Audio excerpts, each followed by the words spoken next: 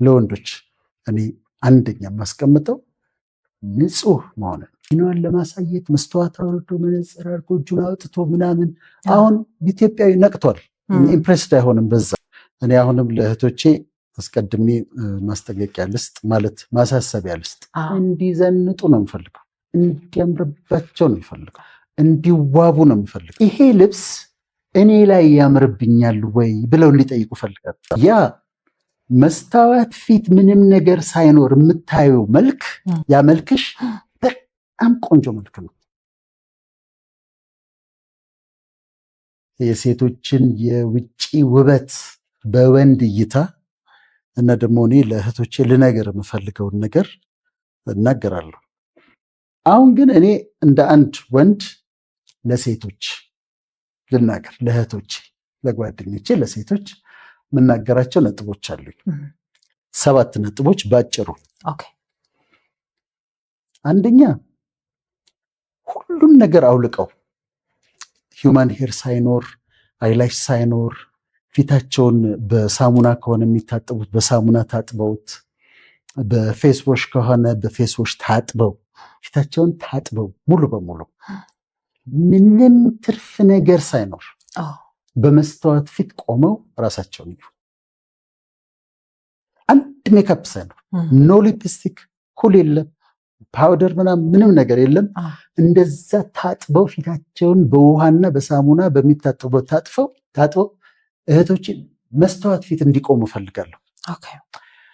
ያ መስተዋት ፊት ምንም ነገር ሳይኖር የምታየው መልክ፣ ያ መልክሽ በጣም ቆንጆ መልክ ነው።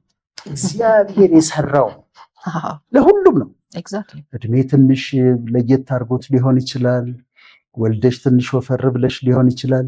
ግን ያለምንም ሜካፕ መስተዋት ፊት ቆመሽ የምታያት እሷ ያቺ ፊት እሷ ቆንጆ ነች፣ እግዚአብሔር የሰራት ነች፣ ግሩምና ውብ ሆኜ ተፈጥሬያለሁና አመሰግናለሁ እንደሚል ያለምንም ድጋፍ ቆንጆ ነች። ሁሉም ሴቶች ቆንጆች ናቸው። ያለ ውበት የተፈጠረች ሴት የለች። ይህን እንዲያውቁ ፈልጋለሁ፣ ያለምንም ጭማሪ። አንድ በይል። ሁለተኛ አንድ ፋሽን በሚመጣበት ጊዜ ሴቶች ጥያቄ እንዲጠይቁ ፈልጋለሁ። ፋሽኑ መጣ። የፋሽኑ ሶርስ ሆሊውድ ሊሆን ይችላል። ዩዥዋሊ ከሆሊውድ ነው የሚመጣው። ሬድ ካርፔት ላይ አክትረሶች ለብሰው ይነሳሉ። ከዛ እሱ ፋሽን ሆኖ ይመጣል። ወይም የፋሽን ኢንዱስትሪ ትልቅ ስለሆነ ያመጣል። ሴቶችን መጠየቅ እንፈልገው ይሄንን ነው። ይሄ ፋሽኑ መጣ። ይሄ ልብስ እኔ ላይ ያምርብኛል ወይ ብለው እንዲጠይቁ ፈልጋለሁ። ግን እኔ ላይ ያምርብኛል ወይ ብለው ይጠይቁ።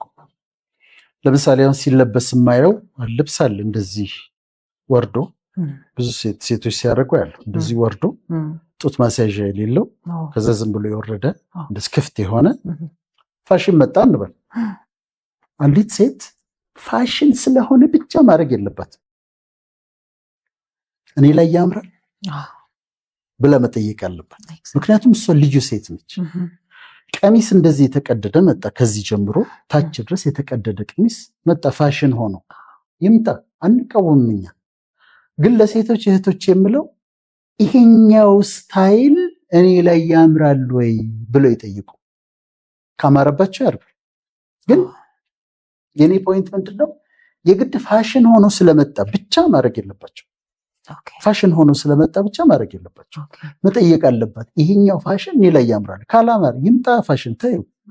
ፋሽን ሆኖ ስለመጣ የግድ ማድረግ የለባትም። ስለዚህ ሁለተኛ ነጥብ ይሄ ነው፣ እኔ ላይ ያምራል ወይ ነው። ሶስተኛው ነጥቤ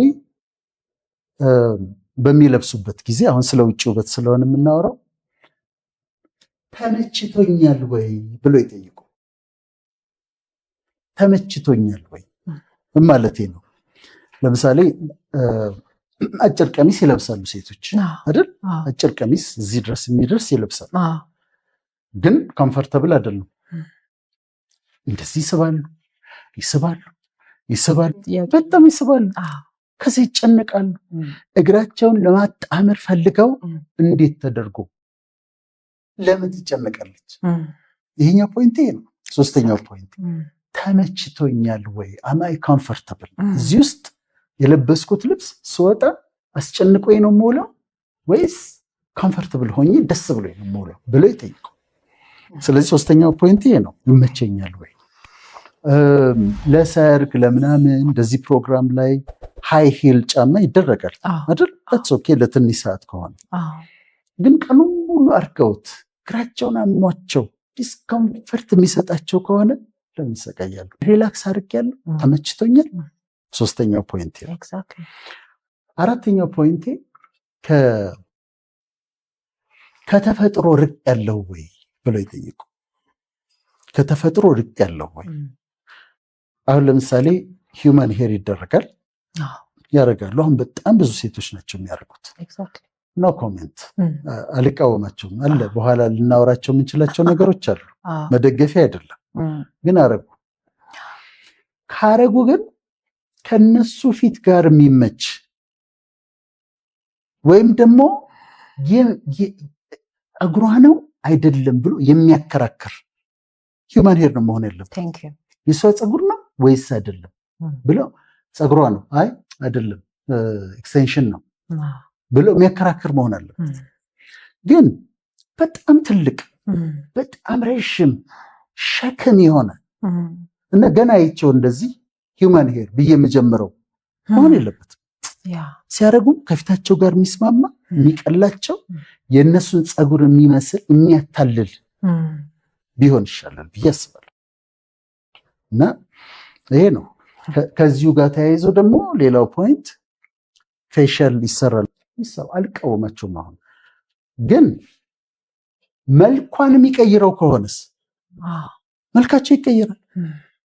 ከአንድ ወዳጅ ጋር ራት ልንበላ ገባን ባለፈውና አንድ ቦታ 5 ሴቶች መጡ። 5 ሴቶች መጡ።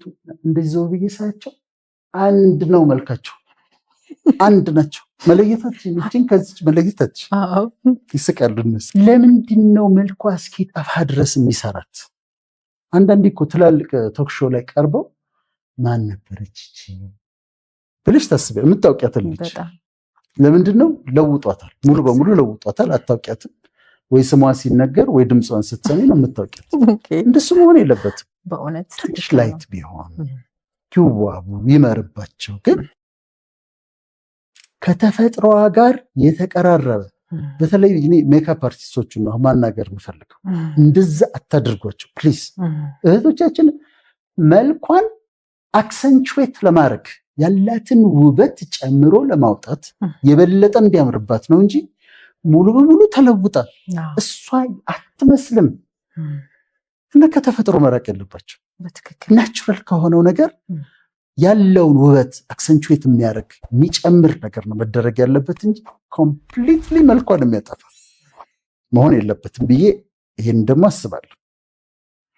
5ኛ ነጥቤ ለእህቶቼ አሁን በጥሩ ሁኔታ እየነገርኳቸውን እንደ ታላቅ ወንድም 5ኛው ይሄ ኦቨር ኤክስፖዠር፣ የተጋለጠ ከመጠን በላይ የተጋለጠ ሰውነት።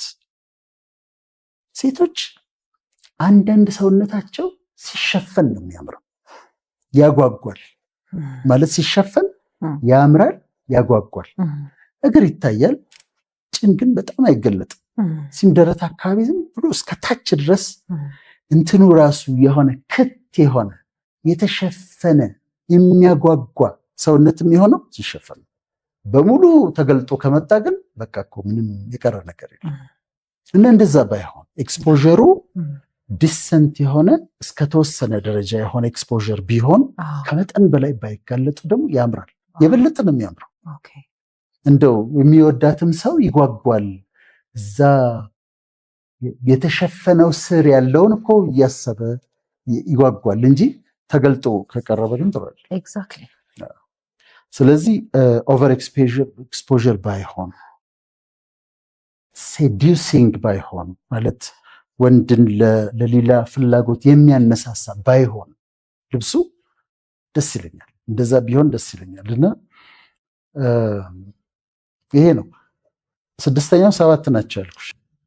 6ኛው ነጥቤ ስትለብሽ ልብስ መጠየቅ ያለባቸው እኔ ስለብስ ይሄንን ልብስ አሁን ስለ ውጭ ውበት ስለሆነ የምናወራው እኔን ይገልጠኛል ወይ? እኔነቴን፣ የኔ አይደንቲቲ ማንነቴን ይገልጣል ወይ ብሎ መጠየቅ አለባቸው። አንዳንዴ በቃ የራስሽ ጓደኞች የሆኑ ታገኝና ከዛ የለበሱት ከነሱ አይደንቲቲ ጋር አይሄድም፣ አብሯቸው አይሄድም፣ እነሱን አይገልጥም። ምክንያቱም አለባበስም የአውተር ኤክስፕሬሽን ነው፣ ኤክስፕሬስ ነው የምታደርጊው። በአለባበስሽ ውጫዊ ነገርሽን ነው ገልጠሽ የምታሳየው። እና እኔ ይገልጥኛል። ኤሌጋንስ እወዳለሁ። ኤሌጋንስ በምድር ላይ በጣም የምወዳት ሴት ማመሰለች፣ በህይወት የለችም አሁን። ፕሪንሰስ ዲያና ነበረች። አቤት አለባበስ፣ አቤት ኤሌጋንስ፣ ቀሚሶቿ፣ አለባበሷ ደንበኛ የኤሌጋንስ ምሳሌ ነች። እና ኤሌጋንት የሆነ ዲሰንት የሆነ እንደዚህ አይነት አለባበስ ቢለብሱ በጣም ደስ ይላል። አሁን የኔ ከህዲ እህቶች የመጀመሪያ ታላቋ አማሪፍ ነች ስትለብስ፣ ዲሰንት ነው ወይ ኮት ታረግና እንድቻጠፍ ታረግና ከጂንስ ጋር አድርጋ እንዴት እንደምታሳምረው ልነግርሻችን። አስቴር ማህረን የምትባላለች እና በጣም ኤሌጋንስ አላት። እና ኤሌጋንስ ያለው እነሱን የሚገልጥ ውጭ ያለው ነገር በሙሉ እነሱን የሚገልጥ መሆን አለበት። የመጨረሻው እና ሰባተኛው ኢዚት ወርዚት፣ ወጪው በጣም ኤክስፔንሲቭ እንደሆነ እየሰማን ነው። ወጪው ይገባዋል ወይ ብሎ ደግሞ መጠየቅ ያስፈልጋል። እና ወጪው የሚደረገው ለፀጉሩ የሚደረገው ለፊት እንዳልኩሽ ነው። ፊቷን ታጥባ መስተዋት ፊት ቆማ ታምራለች።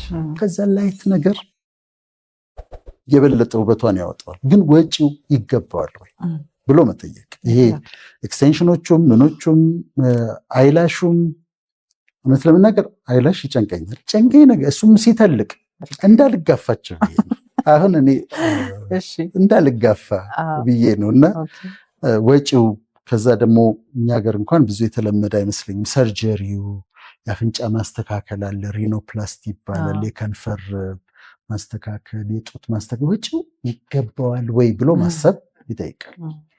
ሌላው በጣም መሸወድ የሌለባቸው ዲዛይነር ልብሶች ተብለው ተሴም እኮ ዕቃ ነው፣ ግን የሆነ ክርስቲያን ዲዮር ምናምን ተለጥፎበት የሚወጡ ደግሞ ልብሶች አሉና ወጪ ይገባዋል። ስለዚህ ፊታቸውን ታጥበው ይዩት። ያ ኔቸር ቢዩቲ በጣም ቆንጆ ነው።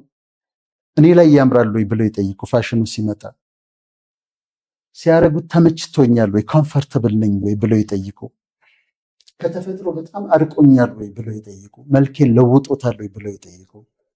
ከመጠን በላይ ተጋልጫለሁ ወይ ብለው ይጠይቁ። የለበስኩት ልብስ ይሄ አውተር አፒራንሴ እኔን ይገልጠኛል ወይ ኤሌገንት ነው ወይ ብለው ይጠይቁ። ወጪው ደግሞ ዲዘርቭ ያደርጋል ወይ ብለው ይጠይቁ። እነዚህም 7 ነጥቦች በሴቶች ውበት ላይ የኔ ኮሜንቶች ናቸው። እኔ አሁንም ለእህቶቼ አስቀድሜ ማስጠንቀቂያ ልስጥ፣ ማለት ማሳሰቢያ ልስጥ። እንዲዘንጡ ነው የምፈልገው፣ እንዲያምርባቸው ነው የምፈልገው፣ እንዲዋቡ ነው የምፈልገው። ናቹራል ማለት የተፈጥሮ ፍላጎታቸው ሲሆን ልጆቼ እኮ ይዋባሉ። የራሴ ልጆች 2 ሴት ልጆች። ግን ፕሮዳክቱን ቼክ ያድርጉ። ፕሮዳክቱ ከየት ነው የመጣው?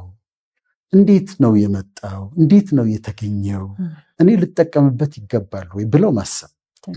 ከዛ ደግሞ ፀጉሬን እየጎዳው ነው ወይ ወይስ ኮምፕሊትሊ በዛ ላይ ዲፔንደንት ሊያደርገኝ ነው ብሎ ማሰብ እና በጣም ሴሌክቲቭ ይዋቡ፣ ይመርባቸው፣ ይዘንጡ በጣም እንደፈለጉ፣ ግን እያጠኑ ሶርሱ ከየት ነው የመጣው ኢምፕሊኬሽን አለው ወይ ብለው እየጠየቁ በእውቀት እንዲዋቡ እፈልጋለሁ።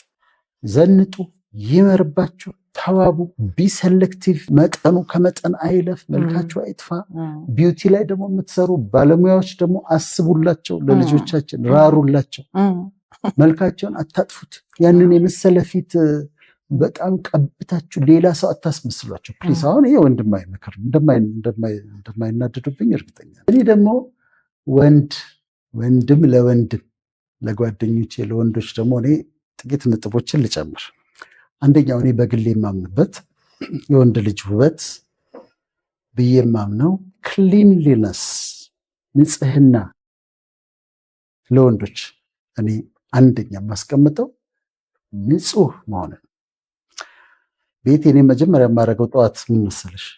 ጠዋት ተነሳሁ፣ ቀጥታ ቀዝቃዛ ሻወር ውስጥ ነው የምገባው። ኤቭሪ ሲንግል ዴይ ቢያንስ ላለፈው 30 ዓመት ሚስ አድርጌያለሁ። አውሮፕላን ላይ ካልሆንኩኝ በስተቀር ፍላይት ላይ ጠዋት ተነስቼ ለዛውን ኮልድ ሻወር ነው የምወስደው። ኮልድ ሻወር ደግሞ በጣም ጥቅሙን አንድ ዩኒቨርሲቲ ኦፍ ካሊፎርኒያ LA UCLA የሚባላል ጥናት አጥንቷል። አሁን ጊዜ አይበቃም እሱን ለማውራት። ልጆቼም ለምደው አሁን ልጆቼ ከኔ ጋር ናቸው። እነሱም ለምደው አሁን ኮልድ ሻወር ነው የሚሉት እና ሙቋ በቃ ለእቃ ነው እኛ ቤት እና ንጹህ ነው ከላይ ከራስ ፀጉር እስከ እግር ጥፍር ድረስ ንጹህ ይሁን አንድ ወንድ ያ በቂ ውበት ነው። ንጹህ ከሆነ አንድ ወንድ ሌላ ብዙ አይፈጅም። በጣም ንጹህ መሆን እና እንዳልኩሽ ነው። እኔ እንትኑ ብቻ አይደለም እኮ ሰው በየቀኑ ሻወር ሲወስድ እንዴ ምን የመቆሸሽ ስሜት ይመስላቸዋል። አይደለም፣ ፍሬሽ ያደርጋል። በጣም በጣም ጠቃሚ ነው እሱ። ስለዚህ ክሊን መሆን ውጭም ያለው የሚለብሱትም ነገር ክሊን ቢሆን ለወንድሞቼ እመክራለሁ። ሁለተኛው አለማሸብረቅ፣ ከመጠን በላይ አለማሸብረቅ። ወንድ ልጅ ብልጭልጭ አለመሆን። ድሮ አንድ ሰባኪ ነበረ ግርማ ቦጋለ የሚባል እና ምን ይላል መሰለሽ የክሪስማስ ዛፍ መስለሽ አትምጪ፣ የክሪስማስ ዛፍ መስለሽ አትምጪ ቤተክርስቲያን ይል ነበር። ወንዶች እንደዛ መሆን የለባቸው፣ ማሸብረቅ የለባቸው። ማለት ይደረጋል ግን ከመጠን በላይ እዚህ ጋር ብዙ ነገር፣ እዚኛው ጋር ብዙ ነገር፣ እዚህ ጋር በጣም ብዙ እንደዛ ማብለጭልጭ የለባቸው። እንትን ነው አይጠቅምም፣ አያስፈልግም። እና እሱን ቢቀንሱ ደስ ይለኛል የሚያደርጉ ማለት ነው። ሶስተኛው የእነሱም 7 ነው። አንድ ወንድ ፕሬዘንተብል ይሁን። ፕሬዘንተብል ማለት ለሚሄድበት ቦታ የሚመጥን አለባበስ ይልበስ። ንጹህ ይሁን። ከዛ ፕሬዘንተብል ሲቀርብ እዛ ቦታ ላይ ሰው ቢሮ ከሆነ የሚሄደው ለኢንተርቪው ከሆነ የሚሄደው ራሱን ፕሬዘንተብል ያድርግ። እኔ ለሕክምና ልሰራ ጉድ ሼፐርድ ስገባ ኢንተርቪው ያደረጉኝ 2 ትላልቅ ሴቶች ነበሩ እና አዩኝና ኢንተርቪው ያደረጉኝና እኛ የፈለግነው ትንሽ እንደው ጠና ያለ በእድሜው ከፍ ያለ 26 ዓመቴ ነበር። ጠና ያለ ሰው ነበር የፈለግነው፣ ትንሽ ሽበት ያለው ምናምን። አንተ በጣም ያርቱ ያንጋሉ ግን አሉ ማረሰው ፕሬዘንተብል ነህ ማለት የሚመጡትን ታካሚዎች ታሳምናቸዋል። እድሜ ትንሽ ቢሆንም አሉ እና ቀጠሩ። ፕሬዘንተብል መሆን ለሚሄዱበት ቦታ። አሁን አባቶች አይተሻል፣ ልብሳቸው ንጹህ ነው፣ ካኪያቸው ጽድት ብሎ የታጠበ ከዛ ተኩሰው ምናምን አምሮባቸው ሲወጡ ትላልቅ ሰዎች እንደዛ ፕሬዘንተብል፣ ለሚሄዱበት ቦታ ለሚገቡበት ቦታ የሚመጥን አለባበስ ቢለብሱ ጥሩ ነው። 4ኛው ሾዊ ያለመሆን ወይም ቃሉን ላለመጠቀም ነው፣ ግን ልተወው በቃ ለማሳየት ነገሮችን ባያረጉ። ምሳሌ ቆንጆ መኪና ይኖረዋል፣ ግን መኪናዋን ለማሳየት መስተዋት አውርዶ መነጽር አድርጎ እጁን አውጥቶ ምናምን። አሁን ኢትዮጵያዊ ነቅቷል፣ ኢምፕሬስድ አይሆንም በዛ። እንደዛ አይነት ነገር አለማድረግ። ከዛ ወጣ ስትይ እኔ ዱባይ መጀመሪያ ሄድኩኝ ጊዜ መንገዱ በሙሉ መርሴዲስ፣ ሌተስት BMW፣ V8 እዚህ የምንዘንጥባቸው መኪናዎች እዛ ባጃጅ ናቸው። መንገዱ በሙሉ እንደዛ ሌተስት መኪናዎች ናቸው ያሉት። እና እንደ ሾቢ አለመሆን፣ ለታይታ አለመንዳት። መኪና ቱል ነው፣ ከአንድ ቦታ ወደ ሌላ ቦታ የምትሄጅበት ነው። እና ሾቢ አለመሆን ይመስለኛል። 5ኛው ከእድሜ ጋር የሚመጡ ለውጦች አሉ። ለምሳሌ ራሰ በራነት፣ ራስ ፀጉር ቀስ እያለ ይገባል፣ ፀጉር ይሸብታል። እነዚህን አክሴፕት ማድረግ፣ ግሬስፉሊ አክሴፕት ማድረግ ማለት ከሸበተው ሽበትም ያምራል። በጣም የሚያምርባቸው ወንዶች ደግሞ ሲሸብት ማለት እኔም እዚህ ጋር ጀምሮኛል አሉ። እዚህ ጋር አሁን ጠጋ ብለሽ ብታይ እየመጡ በተፈጥሮ በዘሬ ጥቁር ነው የአባቴን ፀጉር እስከ መጨረሻው ድረስና ነው እንጂ ይመጣል። ሲመጣ አክሴፕት። ራሰ በራነት የወንዶች የጭንቀት ነምበር 1 ነው ይባላል። የጭንቀት ምክንያት ግን ከገባ ይግባ። ታትስ ኦኬ። ያምራል ደግሞ ራሰ በራም አሁን ሙሉ በሙሉ መላጣ የሆኑ ሰዎች አላይሽ በጣም ያምርባቸው። ታትስ ኦኬ፣ አክሴፕት ማድረግ ነው እና ከእድሜ ጋር የሚመጣ። 6ኛው በጥንቃቄ ነው የምናገረው፣ ያው ጓደኞቼ ስላሉ ብዙ እንዳይቀየሙኝም። እቺ እንትኗን እቺ ቤሊፋት ቦርጭ እሷን እንደው ትንሽ ማሳነስ በተለይ ደግሞ በየዓመቱ እየጨመረ ሲመጣ አንዳንዶች ለክራቫት ቆንጆ ነው ይላሉ። ወንዶቹ ጭራሽ ለማጥፋት አይሞክሩም። ለክራቫት ትቀመጥበታል ያምራል ይላሉ ጓደኞች። ሌሎቹ ደግሞ እንዲህ እያሹት ነው የሚያወሩት። የጥሩ ኑሮ ምልክት አድርገው እንዲህ እያሹ ነው የሚያወሩት። እነሱ ናቸው የሚያስቁኝ።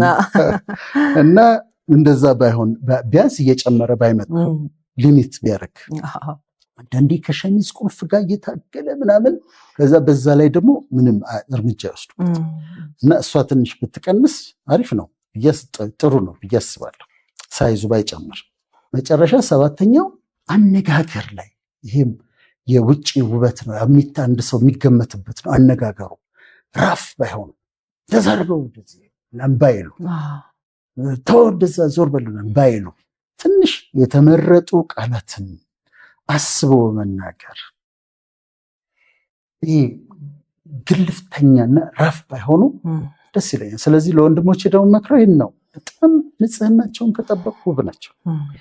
አለማሸብረቅ፣ ፕሬዘንተብል፣ ለቦታው የሚገባውን ልብስ መልበስ፣ ለታይታ ምንም ነገር አለማድረግ፣ ከእድሜ ጋር የሚመጡ ለውጦችን ማስተናገድ፣ ከተቻለችን ቦርጯን ትንሽ መቀነስ፣ ከዛ አነጋገር ላይ ማተኮር። ከዛ ያለበለዚያ ከዛ ውጪ ብዙ አይፈጅም። አንድ የገጠመኝን ልንገርሽና ልጨርስ። የዛሬ 20 ምናምን ዓመት ነው እና ዕቃ ልገዛ ገብቻለሁ። ከዛ ዕቃ የምትሸጠዋ ልጅ እንደዚህ ዕቃ እየጠቀለለች አታየኝም፣ እኔ እየጠቀለለች ቆንጆ ወንድ አለች፣ በጣም ያስጠላኛል አለች። ምን አልኳት? ቆንጆ ወንድ በጣም ያስጠላኛል አለች። እሺ ለነገሩ እኔ አይመለከተኝም፣ ዕቃዬን ስጪ።